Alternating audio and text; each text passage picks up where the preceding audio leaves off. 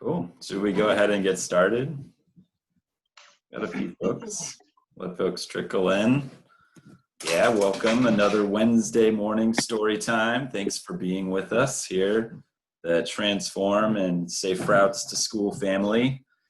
There's obviously a lot going on right now. A lot of pain and a lot of injustice, and a lot of places that you could be, both virtually and in person. So we're really glad that you're taking some time to join us. So we have some great books lined up today. Camila's gonna join too. Say hi. Hi. And introduce Baby Owl. So we have some great books today. Jennifer and Sean are going to read, and this is all part of TransForm's event series moving forward together.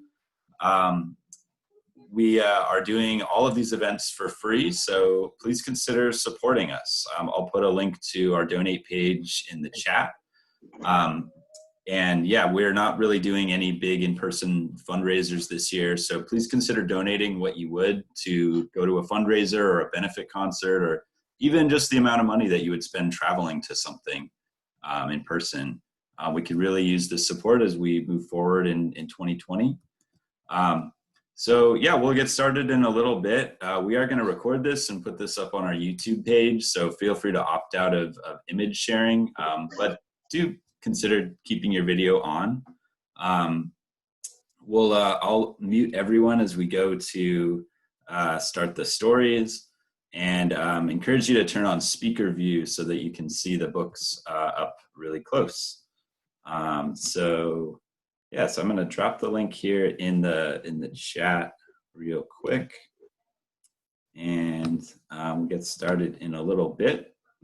And again, yeah, this is all part of Safe Routes to Schools distance learning efforts, as schools have been largely remote. So they've compiled a lot of really great online content that I'll also put here in the chat for all you parents.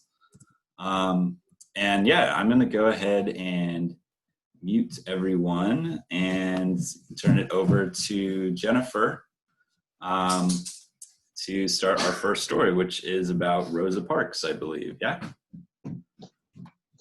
Cool. All right. Hi, everyone. Good morning. This Friday, June 19th, we are celebrating Juneteenth to mark the end of slavery in the United States. So today, we're going to be reading a few books that talk about Black rights by walking and taking the bus. The very first book is called Rosa. This book is about Rosa Parks, and it's by Elizabeth Kaiser and Marta Antelo.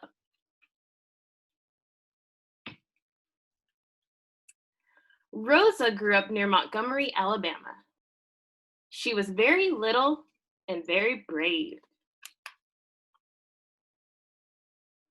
Her grandparents told her stories about a terrible time when Black people were not allowed to be free.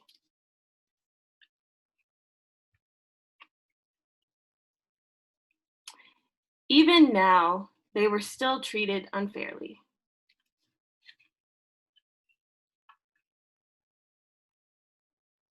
Rosa didn't complain, but sometimes she had to speak up for herself.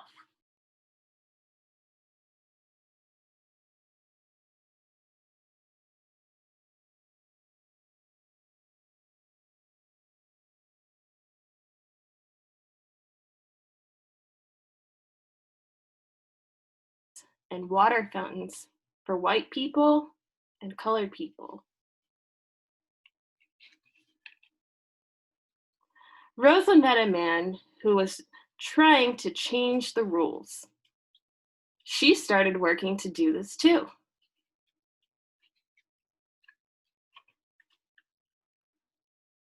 One day, a bus driver told Rosa to give her seat to a white man.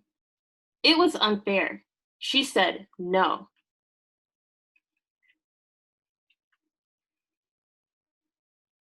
Rosa was taken to jail.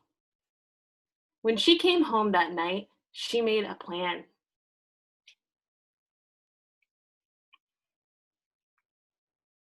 She fought to make the buses fair and told everyone to stop riding them. See, the people are biking and walking and carpooling together.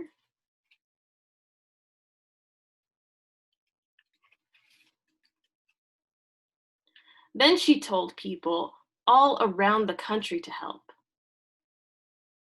Finally, the rules changed.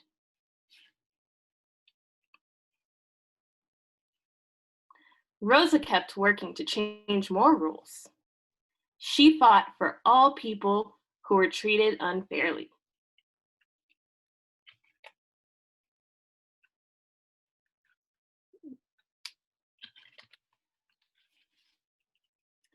People told Rosa she was a hero, but she knew there was still more work to do.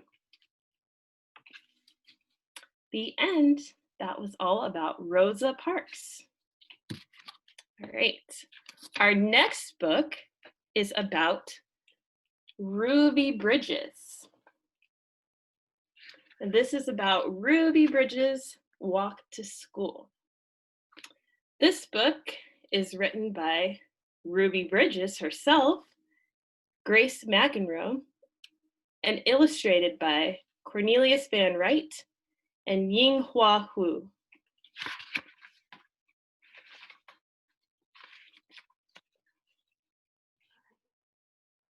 A long time ago, some people thought that Black people and white people should not be friends.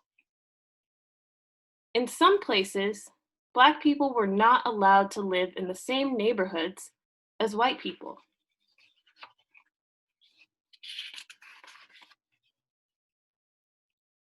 In some places, Black people were not allowed to eat in the same restaurants as white people.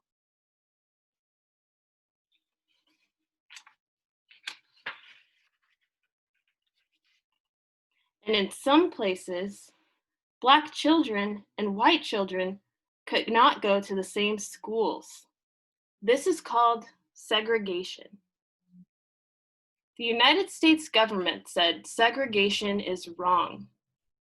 People should have a chance to live where they want, to eat where they want, and to go to school where they want.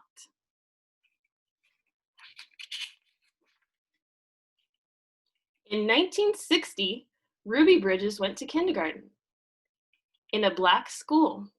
She liked her school. She liked her teacher. She liked her friends.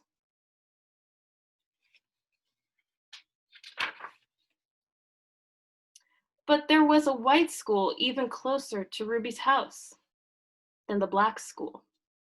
The government said Ruby Bridges should be allowed to go to the white school. The school was called William Frantz Elementary School.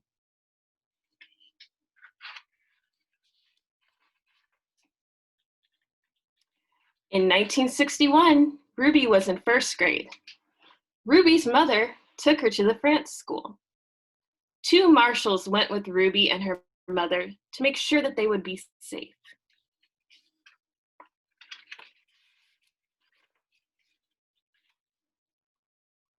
Some people did not want Ruby to go to the white school. They stood in front of the school and yelled at Ruby to go away.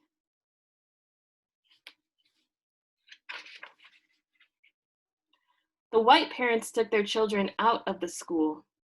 Ruby was alone with her teacher, Miss Henry.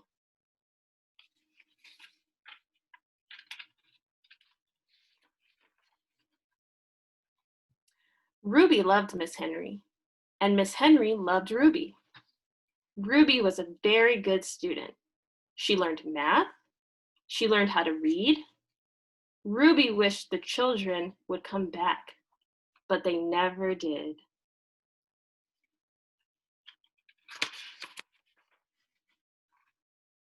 Then, when Ruby was in second grade, the children began to come back to the school.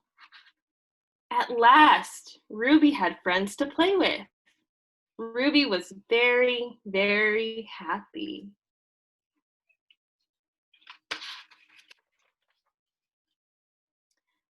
Many people read about Ruby in newspapers and books.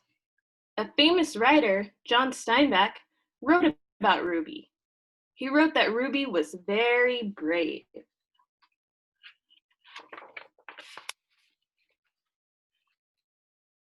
Norman Rockwell was an artist who painted a picture of Ruby.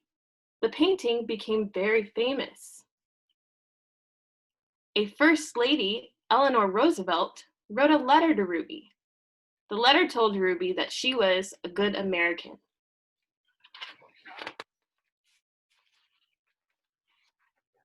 Now, Ruby is grown up.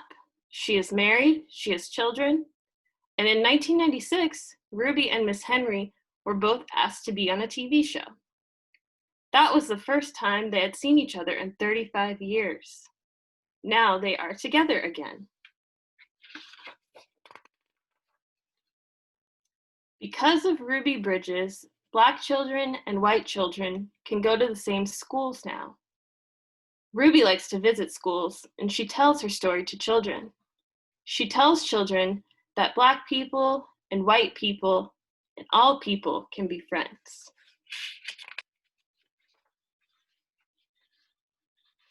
She tells children to be kind to one another. The end. And we have one more story for you. Hi everyone, my name's Sean, and I'm going to read a story for you called Let the Children March. And this is by Monica Clark Robinson, and it's illustrated by Frank Morrison.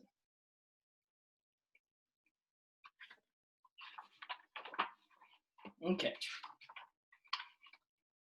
1963, Birmingham, Alabama. I couldn't play on the same playground as the white kids. I couldn't go to their schools. I couldn't drink from their water fountains. There were so many things I couldn't do. One warm spring night, my family went to church. We weren't there to have regular services. We were there to hear Dr. King speak. We were there to plan.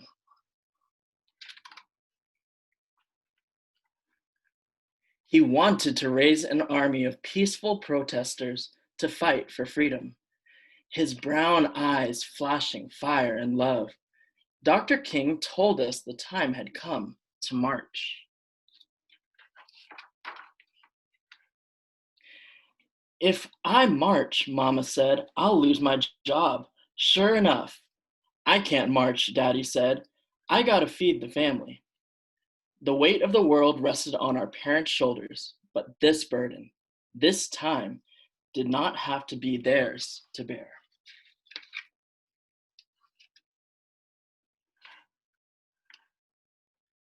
I don't have a boss to fear, my brother said. Or a job to lose. We can march this time. We'll be Dr. King's army, I said. I'll be fine, Daddy, I promised. Don't worry, Mama.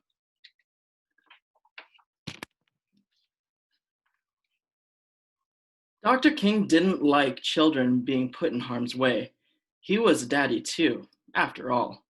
But he said that though we were young, we were not too young to want our freedom. Let the children march, they will lead the way. On May 2nd, a sunny Thursday, boys and girls, brothers and sisters, cousins and friends, we all met at the church, dressed in our best, feet ready. In a silence so loud that all I could hear was my racing heart, we began to walk. Hand in hand we marched, so frightened, yet certain of what was right for freedom. The path may be long and troubled, but I'm going to walk on.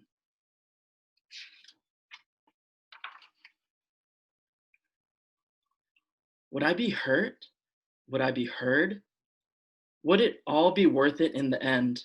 I wanted to run from the angry faces in the crowd, run from danger, run from fear. Boys and girls, brothers and sisters, cousins and friends, on and on we marched, singing the songs of freedom, 1,000 strong we came. And you can see here, there are so many different kids, all marching for the same reason.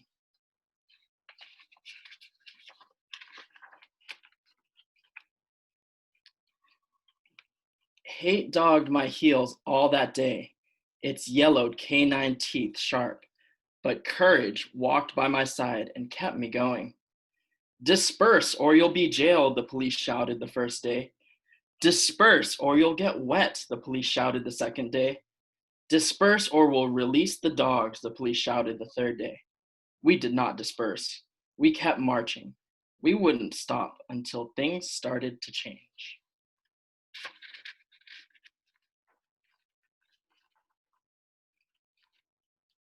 Hundreds of us went to jail on the first day, and even more on the second. My turn wasn't until the third day. After I was sprayed by water stronger than anything I've ever felt, rough hands pushed me forward, and I fell to my knees in the police wagon. I was going to jail. Dr. King reassured our parents. Don't worry about your children, he said. They're going to be all right. Don't hold them back if they want to go to jail, for they are doing a job for not only themselves, but for all of America and for all of mankind.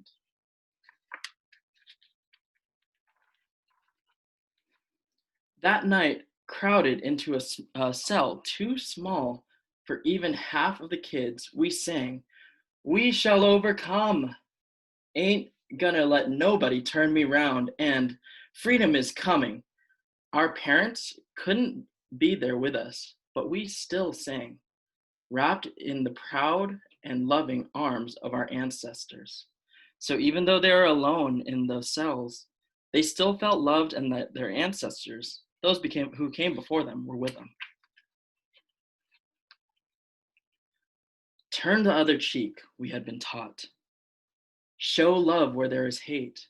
The world watched as hate bruised us, but for 7 days, we walked only in love. The jail swelled to bursting, and even President Kennedy took notice. Daddy said the president received letters and calls about us from all over the world.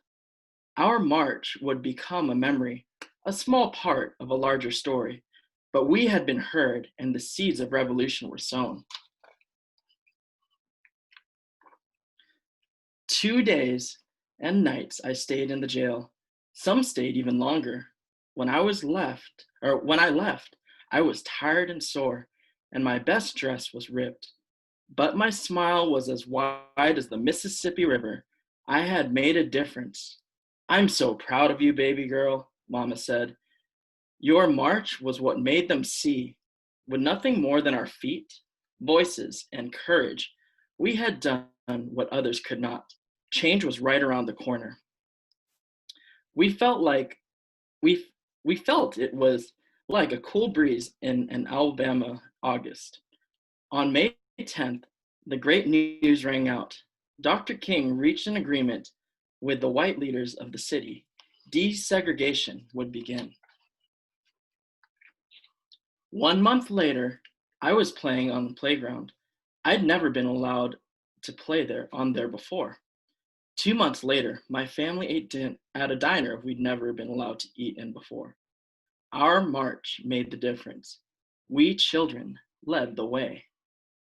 Singing the songs of freedom, 1,000 strong we came. That is the end of our story.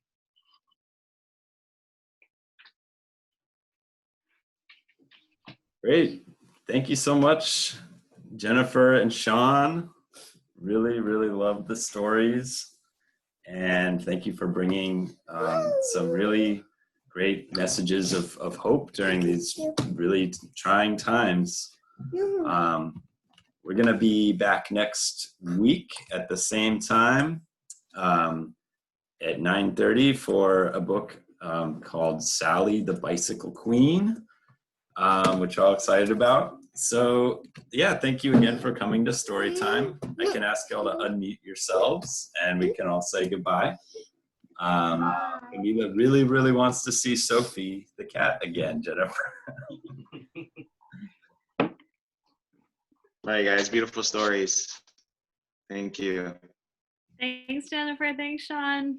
Thank Nice you. to see y'all. Thanks for coming, everyone. Oh, she's gonna find the cat. Jennifer went to get the cat.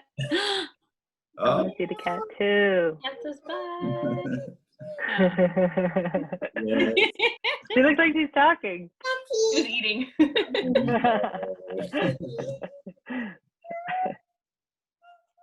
Thank You, Jennifer. That was wonderful. Yeah, thanks, Jennifer. Yeah, nice reading. Good reading. Okay. Bye, everyone. Bye. Bye. Bye.